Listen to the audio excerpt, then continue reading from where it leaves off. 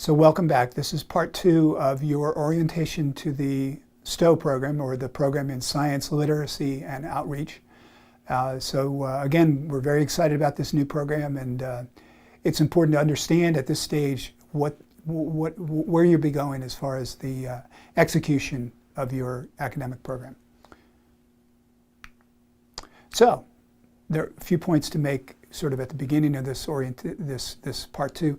Is the STO program is fully online, so that it can be taken from anywhere in the state or even beyond.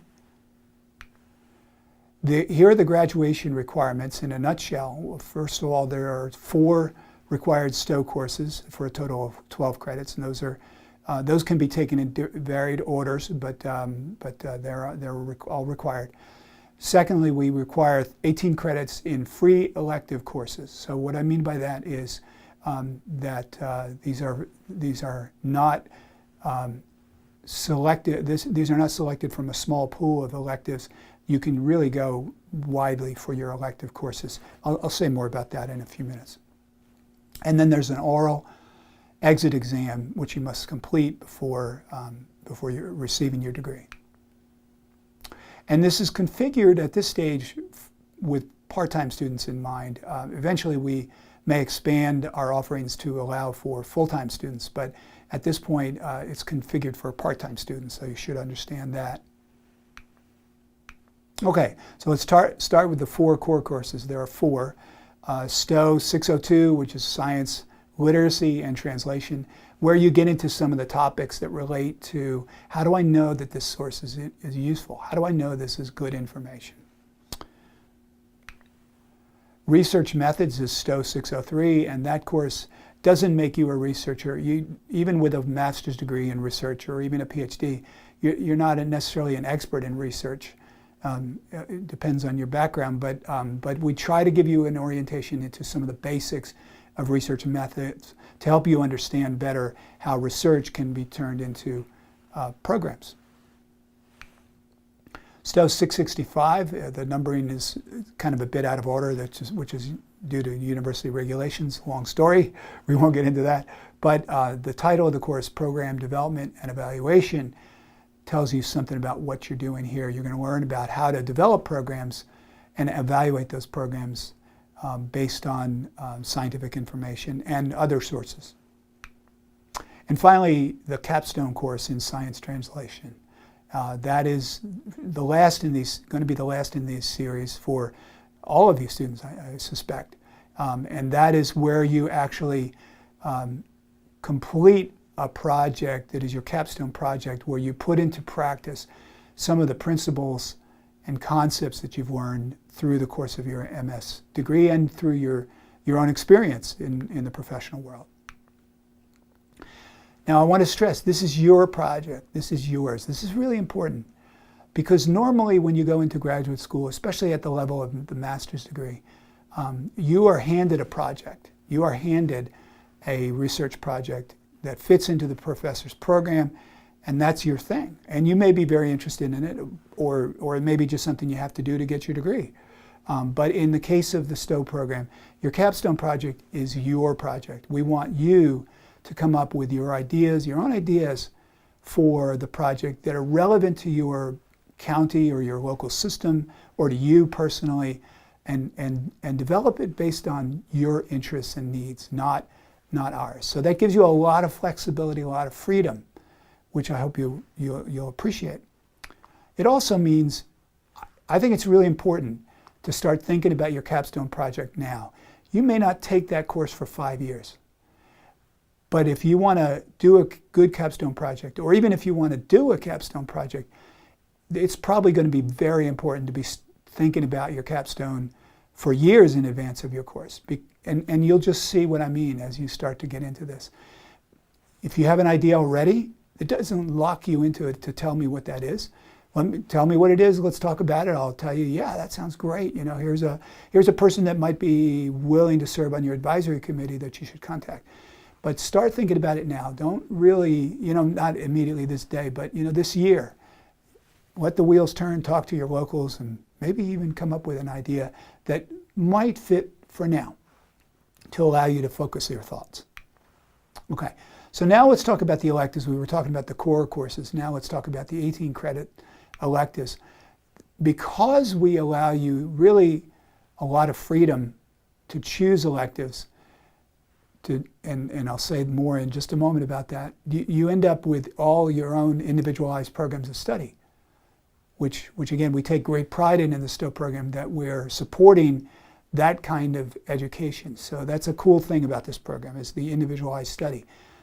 It's very highly flexible, but what's important is it's not whatever you want. The courses are not whatever you want, and this is a misunderstanding everybody has. We don't allow students to take whatever they want. We allow students to take whatever they can defend. If you've come up with a course out of the Department of Philosophy, a course in the philosophy of science, that may not have nothing to do with agriculture in your county on the surface, but if you can make a good case that that online course is useful for you, I suspect we'll approve it. So it's not whatever you want, it's whatever you can defend, whatever you can explain to your advisory committee. This is a good course for me, and this is why. So it gives you, this freedom gives you the ability to advocate for the kind of electives you want. So, tell us why this particular philosophy course, for example, might be important. Give us a basis for saying yes, right? It's on you to defend your courses. And also, knowing that elective courses, you have the freedom to choose elective courses. You might go to another faculty member in a department of interest to you and say, there's no online course in this, but I would love for there to be one because I would take it. And build some of that head of steam behind, the buzz behind some of the kinds of courses you want. You have complete freedom to do that. Okay, nuts and bolts, you need at least 15 credits at or above the 600 level. 600, 700, even 800. But at least 15 credits at or above 600 level. And also very important, it's very important that you're aware of this restriction. You can only have no more than 15 credits at the 5 or 400G level. You can actually take courses in the 500 series or the courses that are labeled 400G. You can actually take those for graduate credit towards your program. But you can only take no more than 15 credits and have it count. Okay, so be very aware of these restrictions. These are built into the DNA, basically, of UK. It's just a requirement. So how do you find out the courses that are being offered in the given semester online? Because you want online courses, right? And so you can actually search online courses and sections via your MyUK. Okay, so you should be familiar with the MyUK system. If you're not, find out about it, and then you'll find that you can go in there into the academic student administration portion. And notice how I've pulled up the sort of advanced options there. And down at the bottom of that little box that has the red arrow on it, you can see that it says online sections offered. Online sections offered. If you click that and then do a search, then you'll get a list of all the online courses in all of the University of Kentucky. And so you pay attention to the graduate courses and can find which are some of the options that might be available to you that I might not even know about as a DGS. So that's the way you would do that. Another option to be aware of is this idea of special problems courses. You can actually take electives as special problems independent study courses. These are courses that are arranged typically one-on-one with a particular professor. They're not formal courses, but they can involve lots and lots of different activities, maybe even involvement with a research program. If you were particularly interested in a particular research program, you could, even though this is not a research degree, you could do some research in an independent study capacity for a particular professor and get credit for it as a special problems course. So I want to plant that seed. Just remember that you can do that, and just talk to me about it if you want to know more. Okay, so very important that you're aware that there are grading is a little different in graduate school. A C in graduate school, and this is, as far as I know, true in all universities, a C is the minimum grade that you can receive in graduate courses and still get credit. So you have to be above the C or above to get credit in graduate school.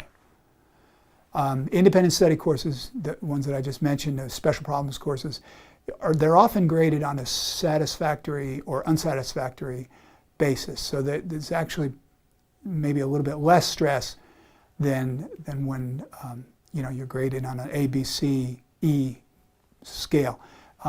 But again, those are unique arrangements between you and the professor of interest, and just keep that in mind as a possibility.